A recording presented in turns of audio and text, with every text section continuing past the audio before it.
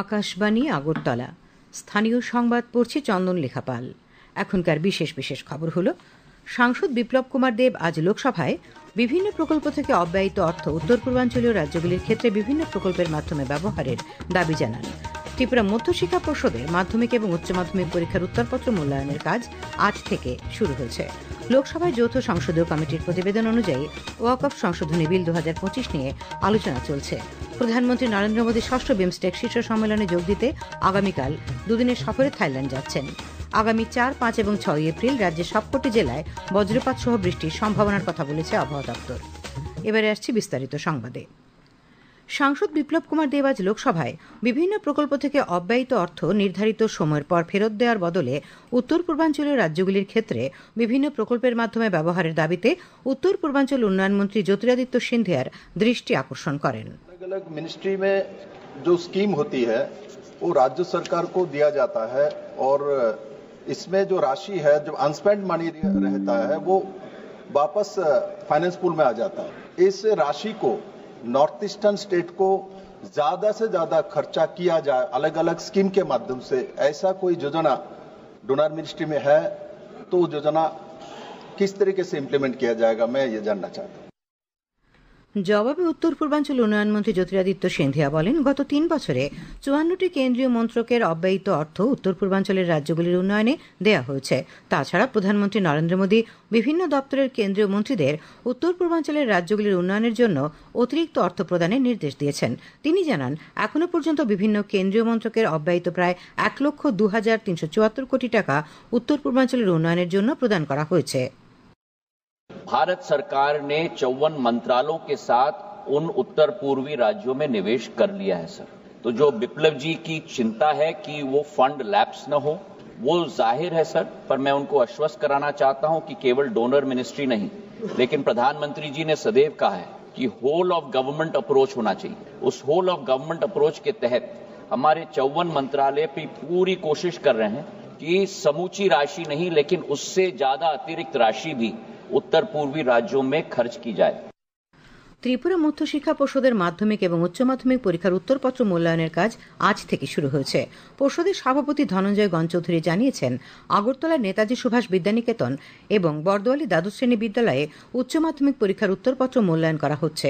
তাছাড়া মাধ্যমিক পরীক্ষার উত্তরপত্র মূল্যায়ন করা হচ্ছে আগরতলার বাণী বিদ্যাপীঠ, বিজয় কুমার বালিকা বিদ্যালয়, বোধজং বালিকা বিদ্যালয় এবং কামিনী কুমার সিংহ উচ্চ মাধ্যমিক বিদ্যালয়ে।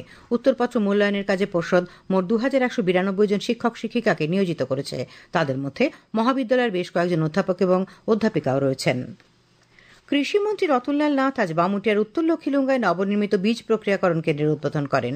অনুষ্ঠানে এলাকার কৃষকদের মধ্যে বিভিন্ন ধরনের আধুনিক কৃষি যন্ত্রপাতি বিতরণ করা হয়। উপস্থিত ছিলেন পশ্চিম জেলার জেলা পরিষদের ভারপ্রাপ্ত সভাপতি বিশ্বজিৎ শীল, প্রাক্তন বিধায়ক কৃষ্ণধন দাস প্রমুখ। চৈত্রের শুরু থেকে অস্বস্তিকর গরমে নাজেহাল অবস্থা। বেলা বাড়ার সঙ্গে সঙ্গে গরমের প্রকোপ বাড়তে থাকে। এই সময় শরীরে জলের ঘাটতি পূরণে প্রয়োজনীয় জল পান করা আবশ্যক।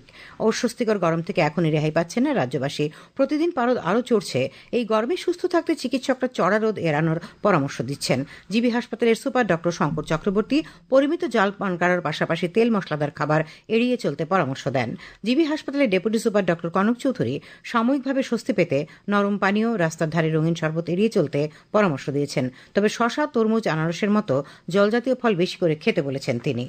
আমাদের শরীরে জলের খুব গুরুত্বপূর্ণ ভূমিকা আছে এবং এই জন্য গরমের সময়, দাবদাহের সময় আমাদের শরীর থেকে জল কমে যায়। এই জন্য জলের পান করতে হবে সঠিকভাবে। পুরুষ মানুষ যারা প্রাপ্তবয়স্ক আছেন তাদের অন্তত 3.5 লিটার জল, মহিলাদেরকে আমরা বলি 3 লিটার জল তারা যাতে নিয়মিত গ্রহণ করেন। এছাড়াও ডাবের জল খাওয়া যেতে পারে। সেই সঙ্গে বাজারে এখন বিভিন্ন ধরনের সবজি পাওয়া যায় এর মধ্যে জলের পরিমাণ প্রচুর থাকে। যেমন ফলের মধ্যে শসা পাওয়া যাবে। হ্যাঁ, এই জিনিসগুলো আমাদেরকে গ্রহণ করতে হবে। শসা, খিরাই, টমেটো, করলা, উচ্ছে। খবর প্রচারিত হচ্ছে আকাশবাণীর। লোকসভায় যৌথ সংসদীয় কমিটির প্রতিবেদন অনুযায়ী ওয়াকফ সংশোধনী বিল 2025 নিয়ে আলোচনা চলছে। কেন্দ্রীয় সংখ্যালঘু বিষয়ক মন্ত্রী কিরেন রিজিজু বিলটি উত্থাপন করে বলেন যে এর সঙ্গে মুসলিমদের ধর্মীয় রীতিনীতির কোনো সম্পর্ক নেই এবং এটি কেবল ওয়াকফ বোর্ডের সঙ্গে সম্পর্কিত সম্পত্তি সংক্রান্ত বিষয়ে। তিনি বলেন, সরকার ওয়াকফ বোর্ডগুলিতে অন্তর্ভুক্তিমূলক এবং ধর্মনিরপেক্ষ করতে চায়। তিনি আরও বলেন যে এই আইনটি মসজিদ পরিচালনার জন্য নয়। তিনি বলেন, এই আইনটি পূর্ববর্তীকালীন নয় এবং কারো সম্পত্তি বাজেয়াপ্ত করার উদ্দেশ্যেও নয়। মন্ত্রী বলেন, বর্তমান বিল অনুসারে ওয়াকফ বোর্ডগুলিতে বিভিন্ন মুসলিম সম্প্রদায়, নারী, অমুসলিম এবং অন্যান্যদের প্রতিনিধিত্ব থাকবে। তিনি বিলটি নিয়ে বিরোধীদের বিভ্রান্ত করার অভিযোগ করেন।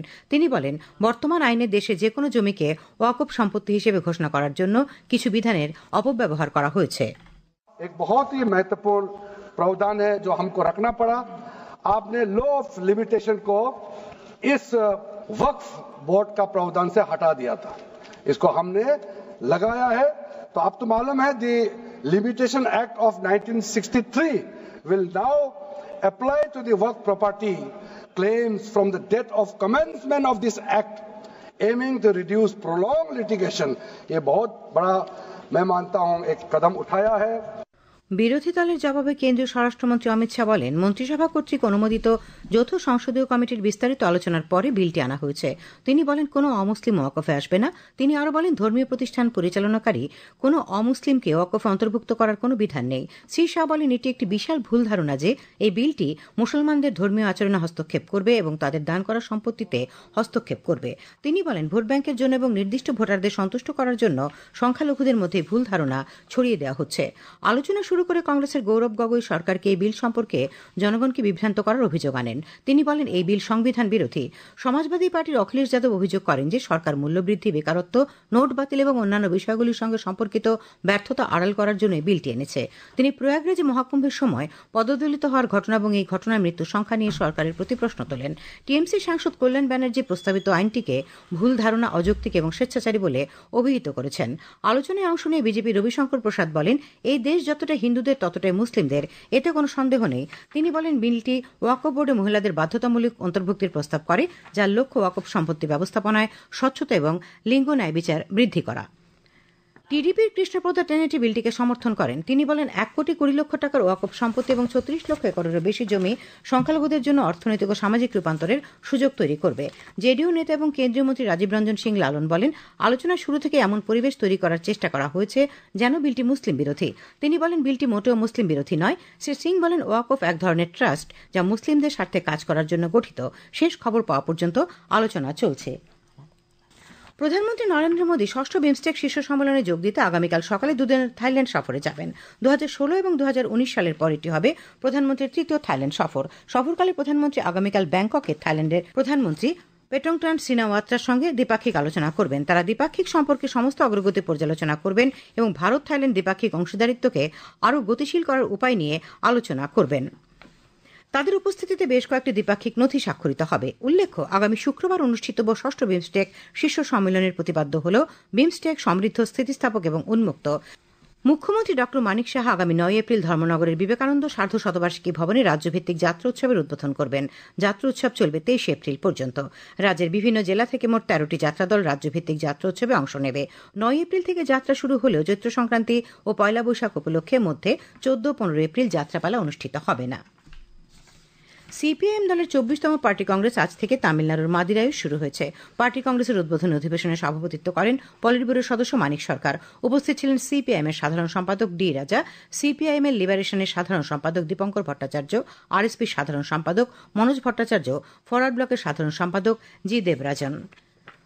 মৎস্যভিত্তিক সুসংহত চাষাবাদ বিষয়ক 3 দিনের প্রশিক্ষণ কর্মসূচি আজ থেকে কৈলাসহরের কৃষি বিজ্ঞান কেন্দ্রে শুরু হয়েছে। আজ দুপুরে এই প্রশিক্ষণ কর্মসূচির আনুষ্ঠানিক উদ্বোধন করেন ঊনকোটি জেলা পরিষদের সভাধিপতি অমলেন্দু দাস। তিনি বলেন, বর্তমান কেন্দ্র ও রাজ্য সরকার কৃষিক্ষেত্রের উন্নতি ও কৃষকদের সার্বিক বিকাশে কাজ করছেন।